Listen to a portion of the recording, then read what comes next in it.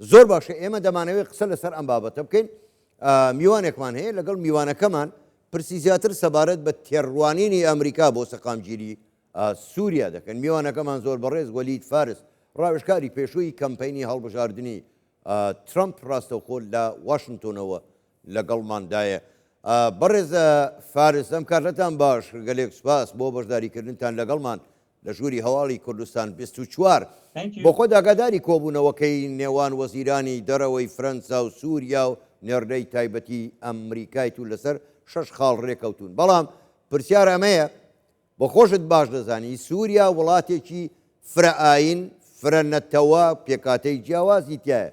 هیچ ئاماژەیەک بە چارەسەر بۆ ئەو پێکاتانە نەکراوە، یعنی هیچ ئاماژەیەک نەکراوە بە ئەوەی مافی پێکاتەکان چۆن بێت، جا فیدرالی بێت یاخود لا مەرکەزی بێت.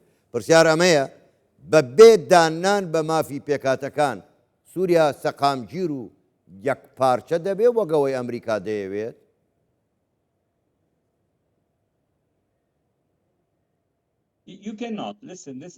نەخێر، ئەمە پرەنسیپێکە کە خەڵکی هەموو جیهان لە ڕۆژڵاتی ناوەڕاست لە دەرەوەی ڕۆژڵاتی ناوەڕاست ڕوبەڕووی ئەم دۆخەبوونەتەوە. ئاگەر وڵاتێک فرە پێک هاتە بێ، فرە ئاین بێ و فرە مێژوو بێ، مێژوویەکی جیاوازی تێدا بێت، ئەمە ئەگەر دانی پێدا نەنجێ دانانەکە دەبێت لە حکوومەتی ناوەندیەوە بێت، واتە ڕێزی لێ بگرێت، ڕێز لە هەرێمەکان، ڕێز لە پێکاتەکان بگرێ. لە ڕۆژاتی ناوەڕاست نمونە زۆرن سەر ڕای هەموو قەیرانەکان، سەر ڕای هەبوونی دەستور و فلان لە عێراق سەیری هەرێمی کوردستان و عێراقکەن. ئایا مافەکانی ڕێزی لێگیراوە لە بەغدا؟ سوودان نمونەیەکی دیکەیە، باشووری سوودان و ئیمارات بە هەمان شێوە لە زۆر ناوچە هەیە، زۆر ناوچەیە ئەنجاش بە جوان بە خراپ. سەیری کەنەداکەن، سەیری بەلجیکاکەن، بە هەمان شێو ئەمانە هەموو فێدراڵن. بەڵام ئەوەی کە زۆر زۆر گرنگە ئەو ڕژێمەی ئەوەی کە لە ناوەند حکومەکە ئایا نیەت و ئیمانی تەواوی بە فێدراڵی هەیە، ئایا دان بە مافی ئاینی و نەتەوەی پێکاتەکانی وڵاتەکەی داێنێ. لە کەنەدا لە ئەنگلۆفۆنەکان بە هەمان شێوە ئەوانەی کە لە کیوبێکە ژین مافیان دراوە. لە سویسرا 3-4 پێکاتە هەن، بەڵام بە گشتی هەنگاوێکی باشی ناوە ئەمریکا. بەڵام من ڕاوێژێکیانە دەمێ، پێشنازێکیانە دەمێ بۆ سووریا، ئەوانەی کە لە سووریا ئەژین، ئەوەی کە بەعربی پێڵێن مکەوێنات، بەڵام دەبێت دانی تەواویان پێ بندێ لە ناوە. باش، زۆر باشە. بەڕێز فارس بە ئەم پرسیارە زۆر بە ڕاشکاوانە، ئەگەر ڕاشکاوانەش وەڵام دەیتەوە من سوپاست دەکەم. ئەمریکا لەم دانوستانانە پشتگیری لە ئەم حکوومەتی ڕاگوزەری سووریا دەکات کە بۆ خۆش دەزانی پاشخانێکی توندڕەوی مەذهبی هەیە، پشتگیری لەوان دەکات یاخود نەوەڵا ئەمریکا بێلایەنە و دەیەوێت چارەسەرێک بدۆزرێتەوە؟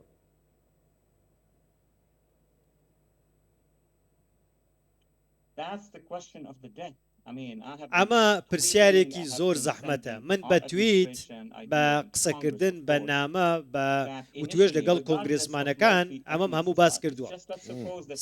سەرە ڕای ئەوەی کە با بڵێن سووریا کە چەندین پێکاتەیە ئەگەر فرە پێکاتەش نەبێ، بەڵام هەبوونی ڕێکخراوێکی جیهادی بۆ ناو حکوومەت ئەمە ئالنگاریەکی گەورەیە.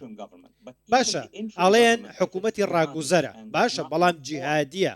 ئەگەر ئەم جیهادیە چاکسازی نەکە لە عەقڵیەتی، لە دنیابینیدا، لە ئیدارەدانیدا، لە کارکردنیدا، ئەمە کێشە یەکەمە. ئەمە یەکەم. دووەم، واتە ئەگەر بێت فرەپێک هاتەیی یاخود با بڵێن عیلمانیەت ڕەت کاتەوە، ئەمە کێشەیەکی دیکەیە بە دوایە دێت.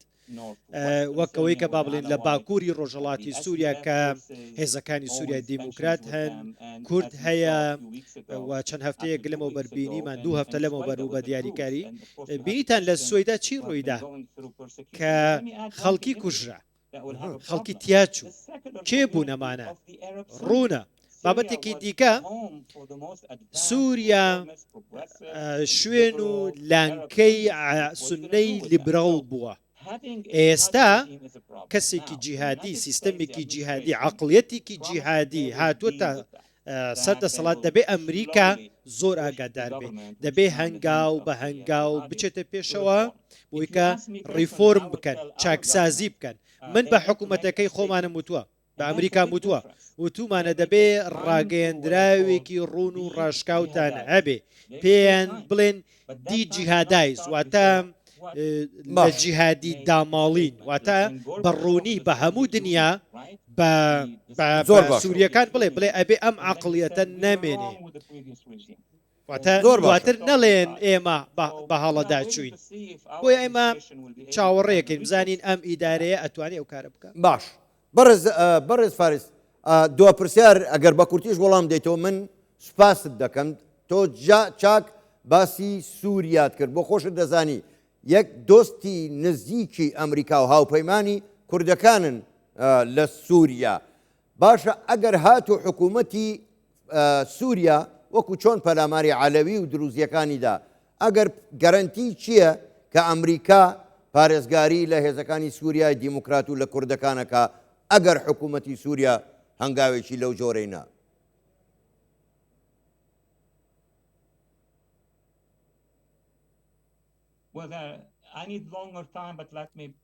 کاتی زۆریەوێ بەڵام وەکو خۆت وتت با کورتی کەمەوە یەکەم دەبێ لەسەر ئەرزی واقع ئەو کوردانەی کە لەوێن و لە دەرەوەی هێزن دەلەوەی دەسەڵاتن بەهێزترین با بڵێن هێزیان هەیە لەوێ دەبێت لە ئەرزی واقع ئەمە ڕنگ بداتەوە و دەبێ با بڵین ڕۆڵیان پێ بدرێ ئەمە شتێکە کە نابێ ئەمریکا ڕێگەی پێبدا واتە بخرێنە دەرەوەی ئەو سیستەمە هیچ شتێک ناکرێت ئەگەر من بگەڕێمەوە هیچ شتێک ناکرێت لە سووریا ئەگەر بێت و تۆ دان بە بەرامبەرەکەت دانەنی واتە تۆ ناتوانانی بە سیاسەتی بەعز بە سیاسەتی ئەسد مامەڵە لەگەڵ کورت بکەی ئەمە شتە زۆر ڕوونە زۆر باشە زۆر بەڕێز وەلید فارس ڕاوێژکاری پێشووی کەمپینی هەڵبژاردننی دۆناڵد ترامپ ڕاستەخۆ لە واشنگتۆنەوە لەگەڵ مامی گەلێک سپاس بۆ بەشداریکردنتان لەگەڵمان کاتێکی خۆش بوویەوە